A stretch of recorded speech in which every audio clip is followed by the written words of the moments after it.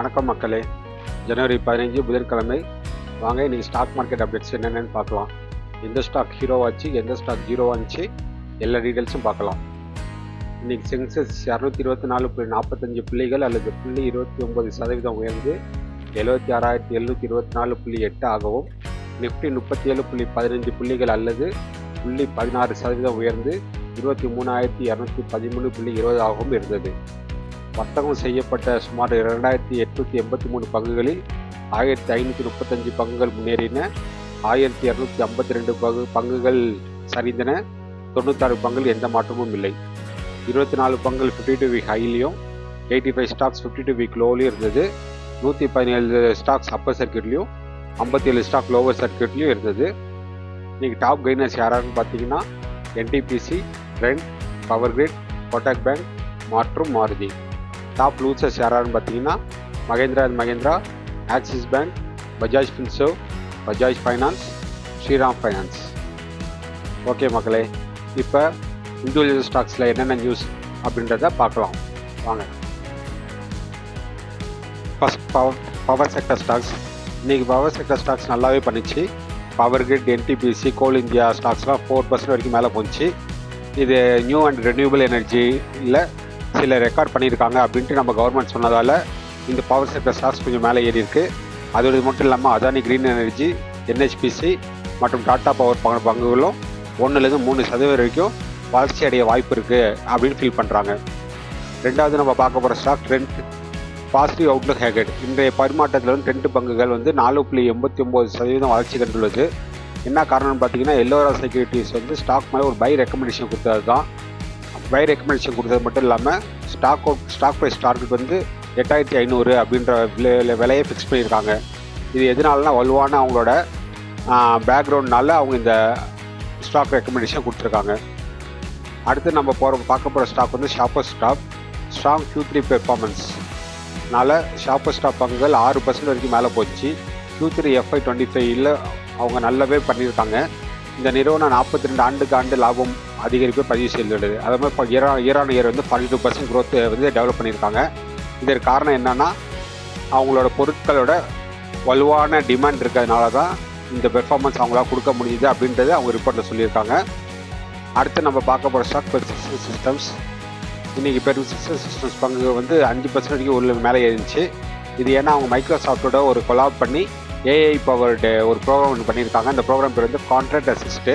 இந்த செயலி ஆப்பை வந்து அவங்க ரிலீஸ் பண்ணதுக்கப்புறம் பெர்சிஸ்டன்ட் சிஸ்டம்ஸோட வேல்யூ வந்து எங்கேயோ போயிடுச்சு. இது எதிர்கால வளர்ச்சிக்கு வழிகாட்டும் அப்படின்னு அவங்க ஸ்டாக் ஹோல்டர்ஸ் ஃபீல் பண்ணதால இந்த ஸ்டாக்கை வாங்கிட்டு இருக்காங்க. அதனால 5% மேலே ஏறி இருக்கு. அடுத்து நம்ம பார்க்க போகிற ஸ்டாக் வந்து ஐஆர்எஃப்சி. இவங்க ஒரு கோல் பிளாக் வந்து சக்ஸஸ்ஃபுல்லாக பிட் பண்ணியிருக்காங்க. அதனால இன்னைக்கு ஸ்டாக் ப்ரைஸ் வந்து 4% மேலே ஏறி இருக்கு. அந்த கோல் பிளாக் எங்கே இருக்குன்னு பார்த்தீங்கன்னா ஜார்க்கண்டில் பன்ஹாரிடா என்ற இடத்துல இருக்குது. அந்த பகுதியில் உள்ள உற்பத்தி செய்யும் வேலைகளுக்கு புதிய நிதி இதனால் கிடைக்கும் அப்படின்னு அவங்க ஃபீல் பண்ணுறாங்க. அடுத்து நம்ம பார்க்க போகிற stock credit access Grameen. Stock வந்து ரொம்ப பயங்கரமாக கீழே இறங்கிடுச்சு. பேரிஷ் அவுட்லுக் 6.47% வரைக்கும் கீழே போயிடுச்சு. இது காரணம் என்னன்னு பார்த்தீங்கன்னா கோல்ட்மேன் சாக்ஸ் வந்து அவங்க கொடுத்த ரெக்கமெண்டேஷன் தான். ஆல்மோஸ்ட் ஸ்டாக் வந்து 40% கீழே போகும் அப்படின்னு ஒரு ரெக்கமெண்டேஷன் ஒன்று கொடுத்துருக்காங்க. அதனால் இந்த ஸ்டாக்கை இன்றைக்கி போட்டு அடிச்சிட்டாங்க. அதேமாரி இவங்களோட மேஜர் பார்ட் வந்து மைக்ரோ ஃபைனான்ஸில் இருக்குது. கொஞ்ச நாளாகவே மைக்ரோ ஃபைனான்ஸ் டிமாண்ட் ரொம்பவே அந்த செக்டர் வந்து ரொம்பவே கீழே போயிட்டுருக்கு. அதுவே இவங்க ஸ்டாக் ப்ரைஸ் கீழே இறங்கிறதுக்கு முக்கியமான காரணமாக இருக்குது. அடுத்து நம்ம பார்க்க போகிற ஸ்டாக் கல்யாண் ஜுவல்லர்ஸ். இன்றைக்கி மார்க்கெட்டில் huge fall. Kalyan jewellers share வந்து இன்றைக்கி 10% லோவர் சர்க்கியூட்டு. கடந்த 10 நாளில் 9 நாள் கீழே தான் போயிருக்கு. இந்த 9 நாளோட சரிவை பார்த்தீங்கன்னா ஆல்மோஸ்ட் 32% சரிவாயிருக்கு. அவங்களோட காலாண்டு ரிசல்ட் குவார்டர் Q3 ரிசல்ட் சூப்பராக இருந்தது. பட் இருந்தாலும் பையர்ஸ் வந்து அவங்க ஸ்டாக்கை வந்து டக்குன்னு வாங்காமல் செல்லர்ஸ் விற்றுட்டு போகிறாங்க. அதனாலே இந்த ஸ்டாக் வந்து 32% கீழே இறங்கிடுச்சு. அடுத்து நம்ம பார்க்க போகிற ஸ்டாக் வந்து ஆக்சிஸ் பேங்க். ஒரு பிளாக் டீல் நடந்திருக்கு. அதனாலே ஆக்சிஸ் பேங்க் ஷேர் வந்து 3% கீழே போயிருக்கு. இது எவ்வளோ பங்குன்னு பார்த்தீங்கன்னா 33.2 லட்சம் பங்குகள் பரிமாறி இருக்குது பிளாக் டீலில். யார் வாங்கியிருக்காங்க, யார் விற்றுருக்காங்க அப்படின்ற டீட்டெயில்ஸ் இன்னும் தெரியல. அதனால இந்த ஸ்டாக் இன்றைக்கி 3% கீழே இறங்கியிருக்கு. விப்ரோ Q3 ரிசல்ட் இன்னும் வரல. பட் இருந்தாலும் நம்ம மக்கள் கொஞ்சம் எச்சரிக்கையாக இருக்கிறதுனால இன்றைக்கி இப்போ ஸ்டாக்கை கொஞ்சம் அடிச்சிருக்காங்க. இன்றைக்கி 0.38% குறைஞ்சிருக்கு. இது எதனாலன்னு பார்த்தீங்கன்னா இப்போ Christmas new year season leave, salary hike, employee attrition rate அதிகமாக இருக்குது. இது மாதிரி ரீசன்னால இந்த ஸ்டாக் இன்றைக்கி அடிச்சிருக்காங்க. அடுத்து கடைசியாக நம்ம பார்க்க போகிற ஸ்டாக் தேவயானி இன்டர்நேஷ்னல்.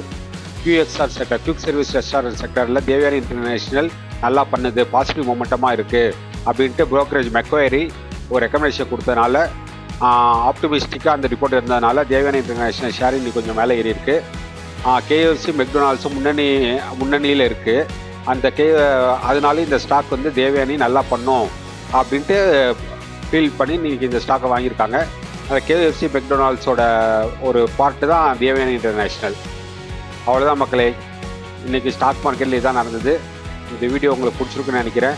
பிடிச்சிருந்தா லைக் பண்ணுங்கள், முடிஞ்சால் ஷேர் பண்ணுங்கள், மறக்காமல் சப்ஸ்கிரைப் பண்ணி நோட்டிஃபிகேஷன் பெல் கிளிக் பண்ணிக்கோங்க.